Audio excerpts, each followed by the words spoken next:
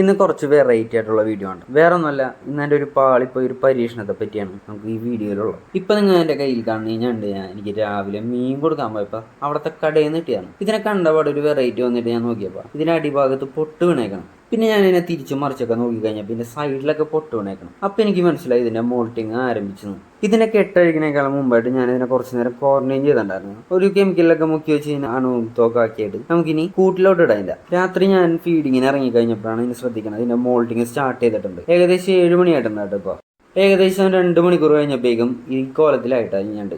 അതിനുശേഷം ഒരു അരമണിക്കൂർ കഴിഞ്ഞപ്പോൾ ഏകദേശം ഒരു കാലം നമുക്ക് പുറത്തോട്ടായിട്ടുണ്ട്. പിന്നീട് ഞാൻ അധികം സ്ട്രെസ് കൊടുക്കണ്ടെന്ന് വിചാരിച്ച് ഞാൻ പോയി കിടന്നു. രാവിലെ 6 മണിയായപ്പോൾ ഞാൻ തിരിച്ച് നോക്കിയപ്പോൾ നമ്മുടെ ഞണ്ട് ഡെഡായി ഗൈസ്.